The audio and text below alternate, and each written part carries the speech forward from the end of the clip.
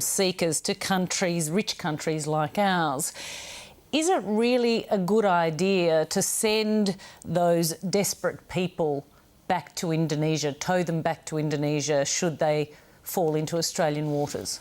I'm a bit tough about this, though, to be honest, and I'd like to think I'm a caring and humane person, but I'm a bit tough about this. I mean, we are sending our young soldiers over to Afghanistan to help provide stability and security.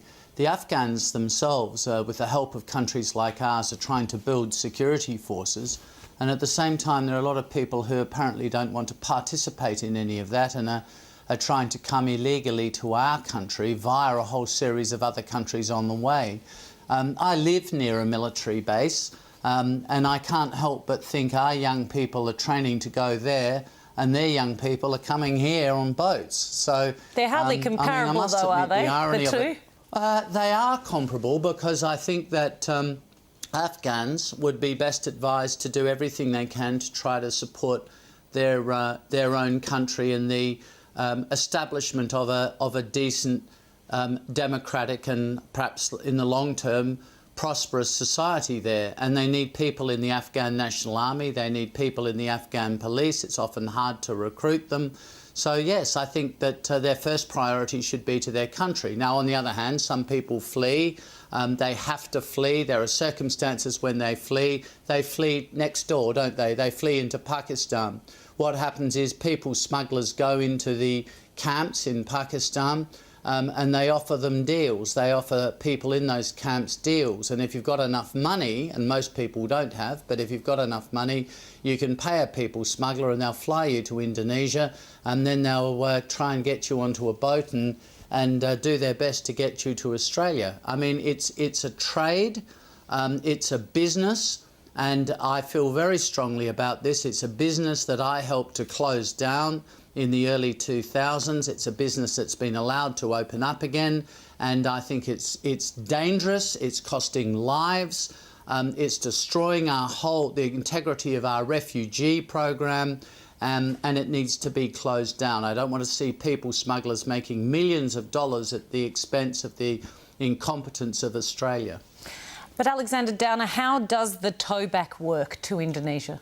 Well, I don't think that is the only solution, and what we did, but it's a big part of the solution, isn't it? It is a big part. It is, yeah. Well, big is a big word, but it is a part of it. I think you need to do several things. I definitely think Nauru should be reopened. That worked pretty well. The temporary protection visas worked pretty well. And yes, we did, as a government, tow back. I'm honestly not been able to find out, and I don't recall, but 5 or 6 boats. We towed back a number of boats. What we did was we took them, or the Navy took them, to the 12-mile zone of Indonesia, near an Indonesian port, left them with enough fuel and food to get to that port. On some occasions, I rang the Indonesian foreign minister to tell him what we had done, and he presumably put in place various measures to deal with those people when they arrived there. We didn't ask the Indonesians, but the Indonesians knew this was a big issue for us. Now, you've said before that the tow-back scheme worked, but I guess it sort of depends on what you define as worked, because, yes, they didn't make it to Australia, but in at least 5 instances, people that we know of at least didn't make it to Indonesia either because they died at sea. It's hardly something that you'd classify as a terrific policy. Somebody told me 800 people have now died at sea.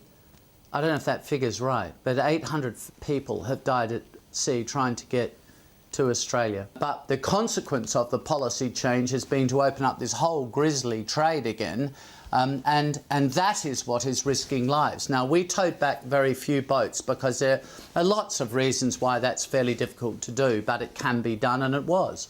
But the point I make about it is it sent a decisive message to the people smugglers that your business is not going to happen and we won't tolerate it. You would accept that part of that message was that there is a chance that you'll die being towed back to Indonesia. But how many people have died without towing them back to Indonesia. I mean, It I doesn't think have this to is be a one or the other, preposterous though. argument. It doesn't have to be one or the other. If people are processed, well, I don't if want people anyone are processed you in and I, Malaysia or Nauru, they're not necessarily going to be dying at sea, are they? but the circumstances that lead them to be transferred to an offshore processing centre are that their boats would be intercepted, presumably. I mean, so ipso facto, they're still going to be heading off on boats. The challenge here is not to get into some sort of ghastly debate about who would prefer people to die. No one wants anyone to die.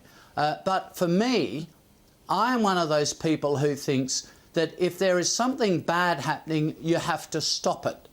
And I would move heaven and earth to stop this trade just as we did. Sure, we put up with enormous political opposition, abuse, denigration, very hurtful cartoons, claims that we were killers and we hated refugees, we were racists, and we had all of this thrown at us, vile things that were said. As far as the likes of John Howard and I were concerned, that was absolutely fine as long as we closed down this trade and we had a normal, regular refugee system in Australia. We would take refugees, we'd look after them, we'd be kind to them, but we wouldn't allow people smugglers to make millions of dollars and, of course, risk people's lives, more than risk people's lives, cost people their lives. No, you have to be ruthless in closing this trade down. I think that is not inhumane. I think that is caring